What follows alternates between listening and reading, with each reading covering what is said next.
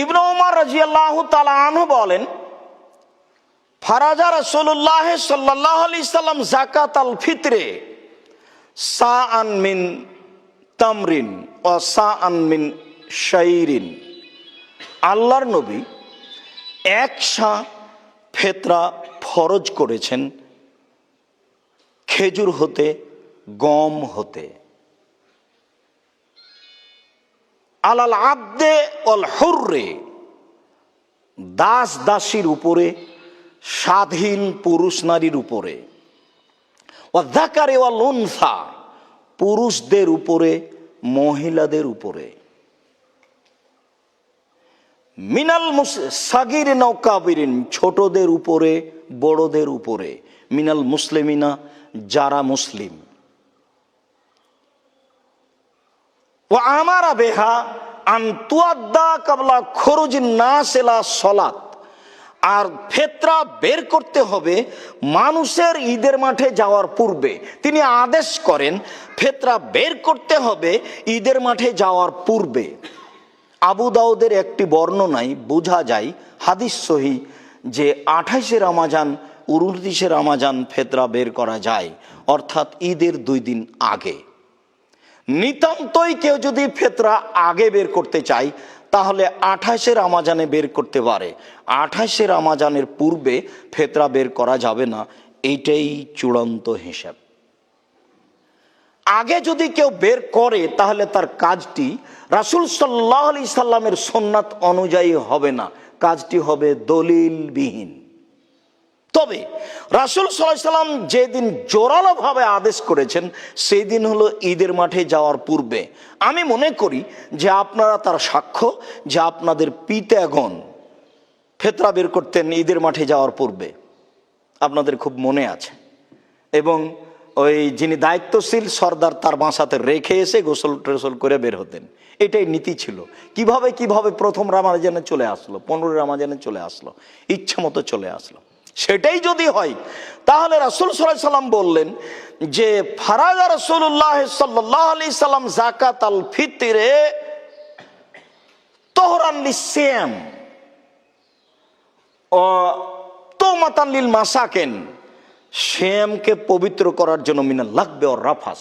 সিয়াম অবস্থায় মানুষের অশ্লীল কথা হয়ে যেতে পারে, অপ্রয়োজনীয় কথা হয়ে যেতে পারে। এই সিয়াম অবস্থায় পুরো মাসে যে অপছন্দ অপ্রয়োজনীয় কথা কর্ম হয়ে গেছে, এইটাকে পবিত্র করার জন্য ফিতরা। তো যদি 15ই রমজানে দিয়ে দিই তাহলে পবিত্র করবে কি? তো আগেই কাজ হয়ে গেছে, পবিত্র হয় কি করে? এই বিবরণও বোঝা যায় যে এটা আগে হবে না, পরেই হবে। সাথে সাথে আরো বলা হয়েছে এটা ফকির মিসকিনদের খাদ্য। সম্মানিত মসজিদের মুসল্লি, অত্র বিবরণের প্রথম কথা যে 1 সা ফিতরা দিতে হবে, 1 সায়ের কম ফিতরা দেওয়া যাবে না, এ কথাই ঠিক। আবু সাঈদ খুদরি রাদিয়াল্লাহু তাআলা আনহু বলেন, লাম নাজাল নুখরিজু, আমরা নিয়মিত 1 সা করে ফিতরা বের করে আসছিলাম। আমরা সাহাবীগণ ফি আহাদিন নবী সাল্লাল্লাহু আলাইহি সাল্লাম, রাসূলের যুগ থেকেই 1 সা ফিতরা বের করে আসি।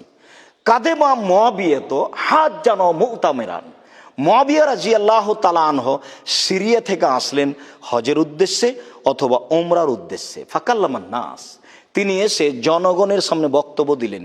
তখন উমরের যুগ বা উমর পার হয়ে গেছেন, এরকম একটা যুগ, রাসূলের যুগ নয়, আবু বকর সিদ্দিকের যুগ নয় রাদিয়াল্লাহু তাআলা আনহু।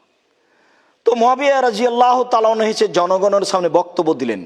বক্তব্যের এক পর্যায়ে তিনি বললেন, আন্না মুদাইনে মিন সামারাই শাম তাদিলু সান মিন তামরিন, সিরিয়ার অর্ধশা গম মদিনার 1 সা খেজুরের সমান। তার মানে তিনি মূল্যর হিসাব করে এই কথা বললেন। সিরিয়ার অর্ধশা গমের মূল্যে 1 সা খেজুর পাওয়া যাবে। ফাখাজান নাস বিযালিকা, মানুষ তখন এটা গ্রহণ করে নিল। এইভাবে মানুষ আমল করতে লাগলো। আবু সাঈদ খুদরি রাদিয়াল্লাহু তাআলা আনহু বলেন, লা আজালো উখরেজহু কামা কুনতু উখরেজহু, আমি এক সাই বের করে যাব, যতদিন বের করব মাইস্ত, যতদিন বেঁচে থাকবো, যেভাবে বের করতাম আমি এক সাই শস্য ফেতরা দিব, যেভাবে ফেতরা দিতাম মাইস্ত, যতদিন বেঁচে থাকবো। ফাকামা রাজুল মিনাল কওম, জনগণের মধ্য থেকে একজন দাঁড়িয়ে বলল, জান্নাম মুদ্দাইনে মিন কুমহিন, কেন অর্ধেক সা গম দিলে হবে না, অর্ধশা গম? ফাকালা, তিনি বলছেন, তিলকা কিমাত মুআবিয়া, আরে এটা তো মুআবিয়া রাদিয়াল্লাহু তাআলা আনহুর মূল্য হিসাব, আরে এটা তো মুআবিয়া রাদিয়াল্লাহু তাআলা আনহুর মূল্য হিসাব। ফালা আকবালহা, এটা আমি কখনো গ্রহণ করব না। ওলা আমালু বিহা, আমি এই কথার উপরে কখনো আমল করব না। হাদিস সহিহ, বাইহাকি, আবু দাউদ। সম্মানিত মসজিদের মুসল্লি, আমরা এখানে জরুরিভাবে যা বলতে চাইলাম তা হচ্ছে এক সায়ের কমে ফেতরা বের করতে হবে না। রাসূল সাল্লাল্লাহু আলাইহি সাল্লামের সুন্নাত পালন করতে চাইলে বা তার হাদিসকে মানতে চাইলে যদি অর্ধশা মানুষ ফেতরা বের করে, তাহলে তা হবে মুআবিয়া রাদিয়াল্লাহু তাআলা আনহুর হিসাব, যা আবু সাঈদ খুদরি রাদিয়াল্লাহু তাআলা আনহু মূল্যর হিসাব বলে জোরালোভাবে নাকচ করেছেন। আবার সা হবে মদিনার সা, যেহেতু আবু হানিফা রাহিমাহুল্লাহ ইরাকের মানুষ, আর ইরাকের সায়ের মাপের পরিমাণ বেশি, এটা একটা পরিমাপ। আগে আপনাদের বাড়িতে আপনার বাপ চাচারা ধান মাপতো আড়িতে, কাঠাই, ওটা 5 কেজির বা 7 কেজির বা 4 কেজির, তারা বলতে এত কাঠা হয়েছে, মানে এত মন হয়েছে, এই হিসাবে এটা পরিমাপ। তো সা হচ্ছে একটা পরিমাপ। আজও সৌদি আরব থেকে যদি একটা সা নিয়ে এসে, মদিনে থেকে একটা সা নিয়ে এসে যদি এসে গম বা চাউল মাপেন, তাহলে মোটামুটি 2 কেজি 400 গ্রাম, 450 গ্রাম, 500 গ্রাম ধরতে পারে। যার জন্য এইটা সহিহ হাদিস অনুযায়ী সিদ্ধান্ত হলো ফেতরা দিতে হবে মাথা পিছু 2.5 কেজি। আর যদি ইরাকের স্থানে এসে এখন মাপেন, তাহলে মোটামুটি 3 কেজি, 3.25 কেজি, 3.5 কেজি ধরবে। তো তারা 3.5 কেজি অনুযায়ী 3.5 কেজির অর্ধেক চাউলের দাম যত হয়, তত চাউলের দাম ধরে ঘোষণা দিয়ে দেয় যে মাথা পিছু এত টাকা ফেতরা দিতে হবে, যেটা ভারত, বাংলাদেশ, পাকিস্তানে খুব জোরালোভাবে চলছে। আমাদের দেশে নির্দ্বিধায় চলছে, কেউ ভাবা প্রয়োজন মনে করে না। যেহেতু আলেম ওলামা বলছেন, ভাববার কি আছে? তাহলে ইরাকের সা অনুযায়ী 3.5 চাউলের হিসাবে অর্ধ চাউল অর্থাৎ 1.25 কেজি, 1.25 কেজি চাউলের দাম যা হয়, সেই দাম ফেতরা দিতে হবে মাথা পিছু। এটা ধরে নিয়ে আদেশ করা হয়, সে আদেশই এই সমাজ বলবৎ রেখেছে, যা শরীয়তের অনুকূলে নয়। যদি শরীয়তের অনুকূলে সরাসরি না হয়, তাহলে তিনি বলছেন তার কাছে দলিল চাওয়া হবে, অন্যথায় ছেড়ে দেওয়া মানুষের জন্য একটি গুরুত্বপূর্ণ সুন্নাত পালন করা হবে। পরের কথা, শস্য দিতে হবে না মূল্য দিতে হবে?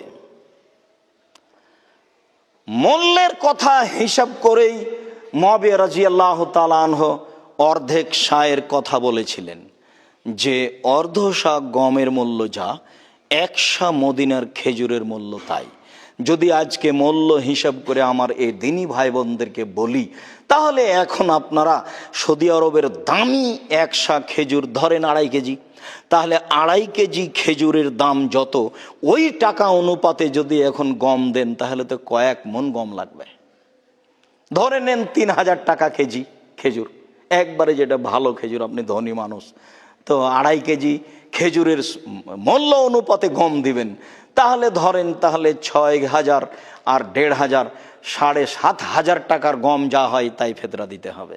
রাসূলের সুন্নাত থেকে একটু এড়িয়ে গেলে বিপদে পড়া ছাড়া কোনো পথ নেই। আপনি যখনই 2 আযান দিতে যাবেন, তখনই সামনে দিবেন না, বাইরে দিবেন না, কোথায় দিবেন না, জোরে দিবেন না, ধীরে দিবেন, এত বিপদে পড়বেন, বিপদ থেকে বের হতে পারবেন না। তো চলছে যে, তো অনেক ধর্ম এভাবেই চলছে, এটাও চলছে, ঠিক এটাও চলছে যে মূল্য দিয়ে তো চলছে, চলবেই। মানুষ যেহেতু বিবেচনা করে না, জোরালো দলিলের আশ্রয় গ্রহণ করতে চায় না, যার জন্য চলছে। সম্মানিত মসজিদের মুসল্লি, অর্ধশা ধরার কোনো সুযোগ নেই, মূল্য ধরার কোনো সুযোগ নেই। একাধিক হাদিসের বিবরণে বোঝা যায় রাসূলের যুগে শস্য বের করা হতো। অতএব কিয়ামত পর্যন্ত মানুষকে রাসূলের সুন্নাতের অনুসরণ করত, শস্যই ফেতরা দিতে হবে, মূল্য নয়। হাদিসের বিবরণে আরো বোঝা যায় যে মানুষ যদি শস্য না দিয়ে মূল্য দেয় তাহলে সে গুনাহগার হবে রাসূলের সুন্নাতকে উপেক্ষা করে।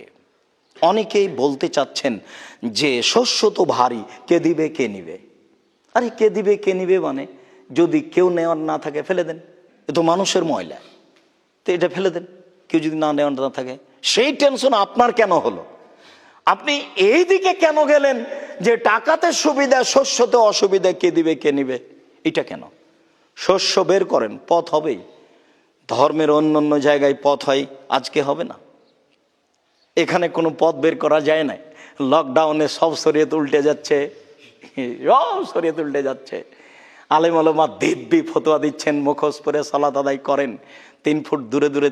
তাদের পক্ষ থেকে সরকার পরামর্শ অনুমতি পাচ্ছে বলেই তো করছে, এবং নির্দ্বিধায় তারা বলছেও। এখন রাসূল সাল্লাল্লাহু আলাইহি সাল্লাম, একটা কথা বলে রাখছি, রাসূল সাল্লাল্লাহু আলাইহি সাল্লাম শরীয়তের প্রতিটা ব্যাপারে যত জোরালো চাপ দিয়ে বলেছেন, সালাত আদায় করার সময়তে সারিবদ্ধ হয়ে প্রাচীরের মতো দাঁড়িয়ে করতে হবে, এত চাপ শরীয়তের কোনো জায়গাতে দেননি। কিয়ামত পর্যন্ত কেউ প্রমাণ করতে পারবে না যে এত চাপ অন্য কোনো জায়গাতে দেওয়া আছে। তার 23 বছর জীবনে কোনো একদিন কোনো এক সালাতে মুখামুখি হয়ে প্রাচীরের মতো হয়ে দাঁড়াও এ কথা না বলে তিনি শুরু করেছেন, তার কোনো প্রমাণ নেই। কিয়ামত পর্যন্ত প্রমাণ হবে না। এখন তো ইমাম কেবলার দিকে দাঁড়িয়ে আছে, পাগড়ি একটা পেঁচাচ্ছে, ময়লা যুক্ত পাগড়ি, আর ওদিকে একামাত চলছে। একামাতের যখন কাদকামতি সালা গেছে তখন উনি বলছেন আল্লাহু আকবার।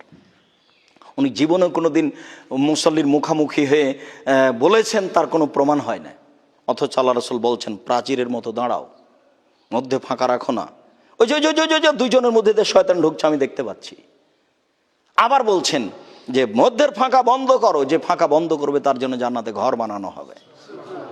তা আলেম ওলামার পরামর্শ অনুযায়ী চলছে। ওইদিকে লাইন লাগিয়ে ব্যাংকে লাইন চলছে, কোনো সমস্যা নেই। লাইন লাগিয়ে ইফতারি নেওয়া হচ্ছে, কোনো সমস্যা নেই। ঝগড়া করছে লাইন লাগিয়ে, কোনো কথা নেই। সব এসে এখানে ঢুকে গেছে। সম্মানিত মসজিদের মুসল্লি, বলছিলাম যে শস্য দিয়ে ফেতরা আদায় করতেই হবে, মূল্য দিয়ে নয়। তারপরের জরুরি কথা যে ফেতরা দিতে হবে ঈদের মাঠে যাওয়ার পূর্বে, বন্টন করতে হবে কখন? হাদিস, একাধিক হাদিস লক্ষ্য করলে বোঝা যায় যে এসে বন্টন করতে হবে সেই দিনই বা যেদিন সহজ হয়। বুখারী মুসলিমের এক হাদিসে বোঝা যায় যে আবু হুরায়রা রাদিয়াল্লাহু তাআলা আনহুকে ফেতরার দায়িত্ব দেওয়া হয়েছিল। তাতে চোর এসে নিয়ে চলে গেলে 1 দিন 2 দিন 3 দিন কয়েকদিন থেকে গেল বন্টন হতে, তারপরে বন্টন হলো। এরপরেও গরিব দুস্থ ফকির মিসকিনকে লক্ষ্য করে যদি ফেতরা বন্টন করা হয় তাহলে ঈদের দিন সালাত আদায় করে এসে বন্টন করবে।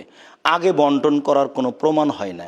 এরপরেও যদি 1 দিন 2 দিন আগে আদায় করে তাহলে সুবিধার্থে বন্টন করতেও পারে, কিন্তু হাদিস দ্বারা প্রমাণ হয় না।